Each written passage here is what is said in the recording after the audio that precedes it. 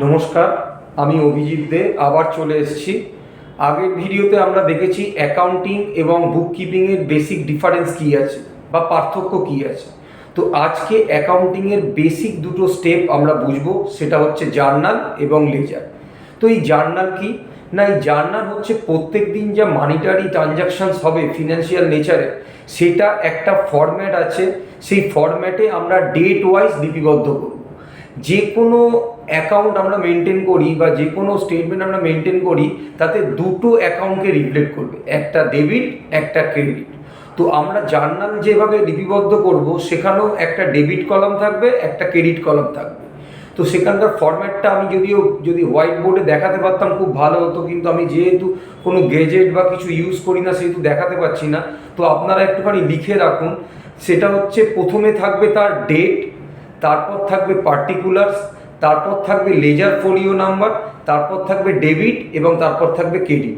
যে কোনো ট্রানজাকশানস হবে তার একটা ডেবিট এন্ট্রি হবে, একটা ক্রেডিট এন্ট্রি হবে এবং দুটো অ্যাকাউন্টকে সেটা রিফ্লেক্ট করবে। যে কোনো দুটো অ্যাকাউন্টকে রিফ্লেক্ট করবে। আমরা double entry bookkeeping system maintain করি, মানে যে কোনো ট্রানজাকশানসকে দুটো জায়গায় হিট হবে, একটা হচ্ছে যে ডেবিট হবে, একটা হচ্ছে ক্রেডিট হবে। যেহেতু আমি আগেও অনেকবার বলেছি যে কোনো জায়গায় যদি কোনো একটা ডেবিট হয়, তাহলে কোনো না কোনো জায়গায় সেটার একটা ক্রেডিট হবে। তো এই জার্নালকে বুকস অফ অরিজিনাল এন্ট্রি বলা হয়, আর লেজারকে বুকস অফ সেকেন্ড এন্ট্রি বা ফাইনাল এন্ট্রি বলা হয়। তো জার্নাল কি আমরা আর একটু ডেফিনিশনের আকারে বুঝে নিই।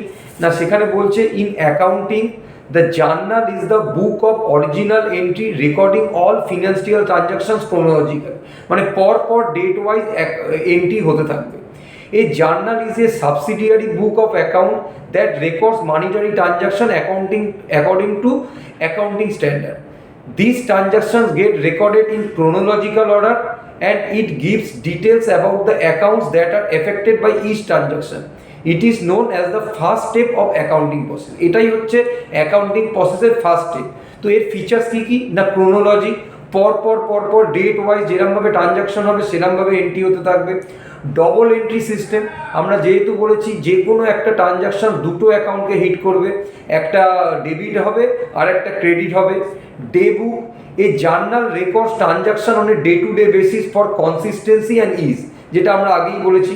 এবার এক্সপ্লানেশন, যে কোনো জার্নাল আমরা এন্ট্রি করব পরপর, তার নিচে একটা ন্যারেশন আকারে তার ডেসক্রিপশন দিয়ে দেবো যে সেটা কি এন্ট্রি করলো, যাতে আমরা পরে বুঝতে পারি।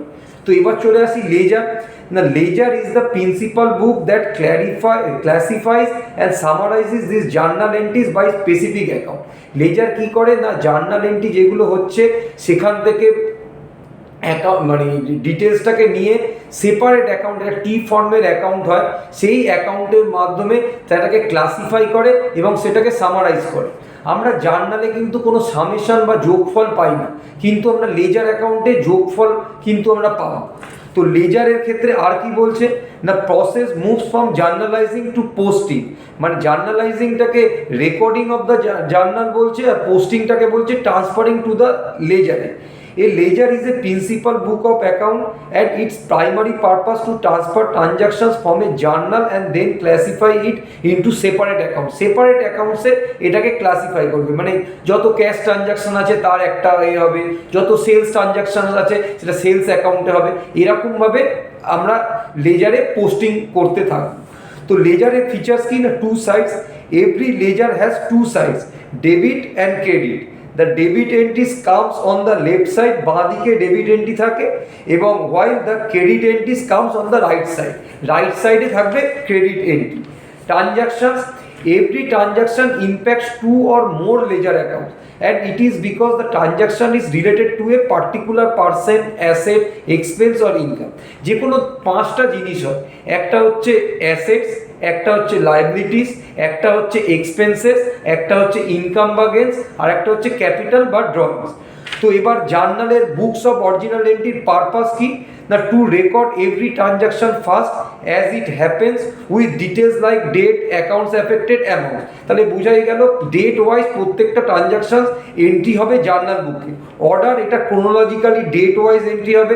আর কি ফিচার্স না, বলছে contents a full explanation of each entry, প্রত্যেকটা এন্ট্রির একটা ন্যারেশন আকারে এক্সপ্লানেশন দেওয়া হবে। লেজারের ক্ষেত্রে কি বলছে না, লেজার হচ্ছে books of secondary entry. Purpose কি না, group all transaction for a single account.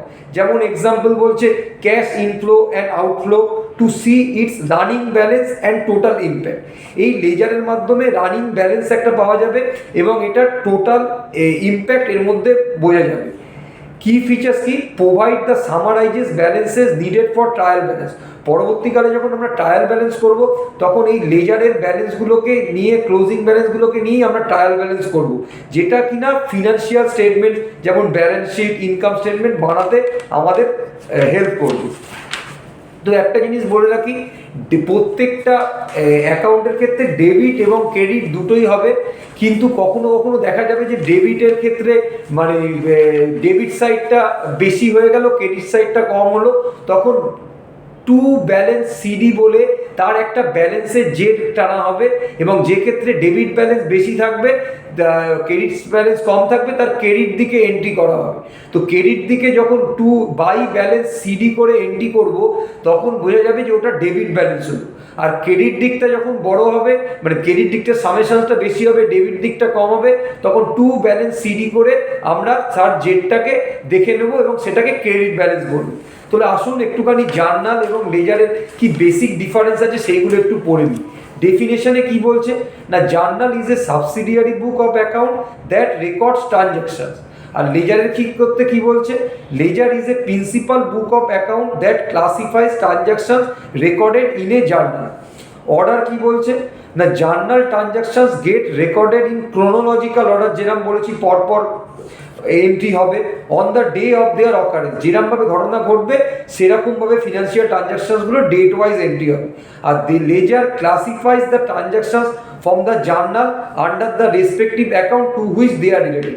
R ledger কি করবে না, জার্নাল থেকে সেই ট্রানজ্যাকশনসটাকে ক্লাসিফাই করবে এবং যেটার সেটা হবে সেইখানে এটা এন্ট্রি হবে।